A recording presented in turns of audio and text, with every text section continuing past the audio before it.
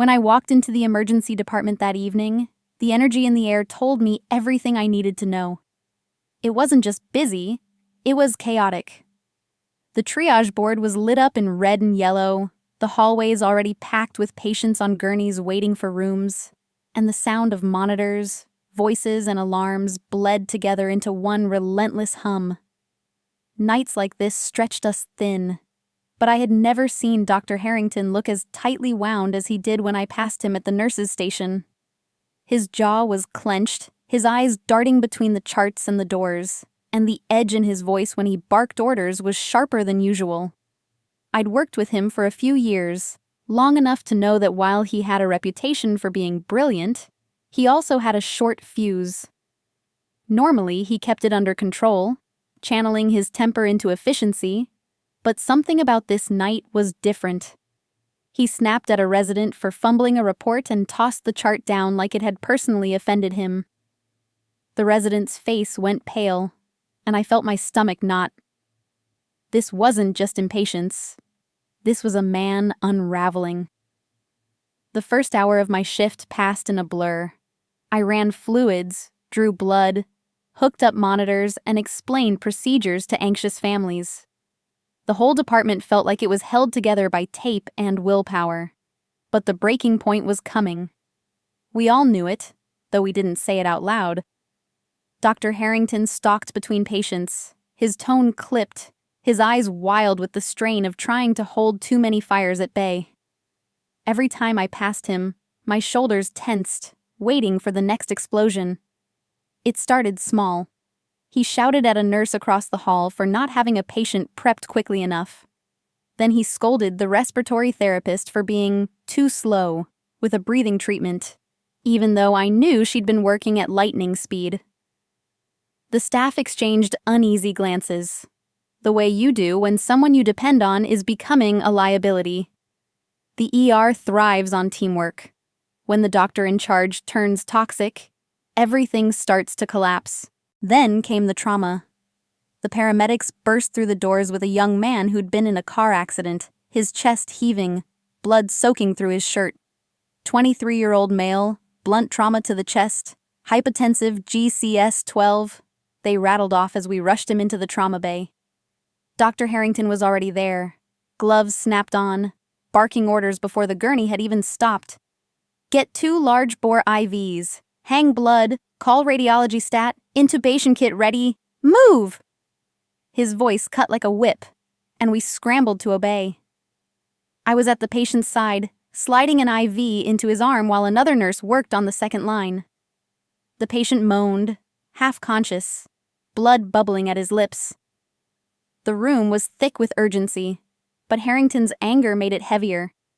When the resident fumbled with the intubation tube, Harrington shoved him aside with a force that made everyone freeze. Useless, he snapped. Do you want this kid to die on the table because you can't hold a laryngoscope properly? The resident's hands shook as he stepped back, shame coloring his cheeks. Harrington pushed forward, taking over, and the tube slid in with brutal precision. He looked up, face flushed, eyes blazing with triumph and fury. See? That's how it's done. Pay attention if you plan to actually graduate. The silence in the room wasn't relief. It was fear. No one spoke as we stabilized the patient, blood dripping, monitors beeping, the room tense as wire.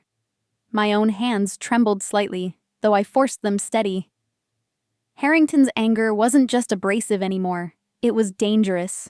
The shift dragged on, each patient feeding the fire in him. He snapped at families, cut off nurses mid-sentence, and berated residents for every small mistake. A woman crying at the bedside of her sick child was told curtly, "Stop asking questions and let us work." I saw her face crumple, tears doubling, and I felt a wave of shame on his behalf. The breaking point came at 3 a.m. A man in his 50s came in with chest pain. Classic presentation, sweating, pale, clutching at his sternum. I knew immediately what we were looking at. Myocardial infarction, the kind of case where speed and calm precision mean everything. I began hooking him up, attaching the EKG leads, while Harrington demanded labs and shouted for the crash cart. When the patient winced in fear and asked what was happening, Harrington snapped, "You're having a heart attack. Stay still and let us work or you'll die." The man's eyes went wide, terror filling them, and his wife gasped, sobbing at his side. I wanted to step in, to soften the blow, but there was no space for kindness in Harrington's storm. Then the IV infiltrated. It was no one's fault. The patient's veins were weak, and under stress, sometimes lines blow. But when Harrington saw the swelling in the man's arm, his fury erupted. He turned on the nurse who'd placed it, shouting loud enough for half the ER to hear. "Are you blind? Do you not know how to start an IV? This is basic first-year training. Do you want him to die because you can't do your job?" The nurse's face flushed scarlet, her lips pressed tight to hold back tears. She started to speak, but Harrington cut her off, throwing his gloves across the room. "I don't have time to babysit incompetence."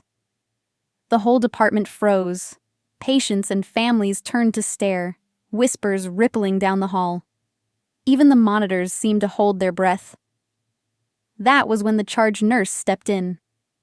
"Dr. Harrington," she said firmly, her voice carrying authority, "you need to step out." Now his head snapped toward her, eyes blazing, but she didn't flinch. She held his gaze, shoulders squared, the kind of stance that said she wasn't asking. The room waited, breathless. For a moment, I thought he'd explode completely. Throw something, lash out physically, but then he growled under his breath and stormed out, the doors swinging violently behind him. The silence he left was suffocating. For a heartbeat, no one moved. Then the charge nurse turned back to us. "Let's take care of this patient," she said calmly. And just like that, we did. The rest of the shift felt surreal. Harrington returned eventually, quieter but still seething, avoiding eye contact. He finished out the night like a ghost, his anger simmering just under the surface. But the damage had been done. The staff were shaken, patients had witnessed his breakdown, and the trust that held our department together had cracked. When the sun finally rose, painting the hospital windows gold, I sat in the break room staring at my cold coffee. My hands still trembled when I thought of his voice, the venom in it, the way he had humiliated people who were only trying their best. The ER had always been a place of chaos, but we had never let it break us like that. I thought about the residents, their confidence crushed under his rage. I thought about the nurse he'd screamed at, tears glistening in her eyes as she kept working anyway. And I thought about the patients who had come here for healing and instead witnessed the person meant to save them lose control. I loved my job, even on nights like this. But as I clocked out and walked into the morning light, I couldn't shake the image of Dr. Harrington's face twisted in fury, the way his anger had poisoned everything around him. We were supposed to be a team. And that night, he had forgotten what that meant.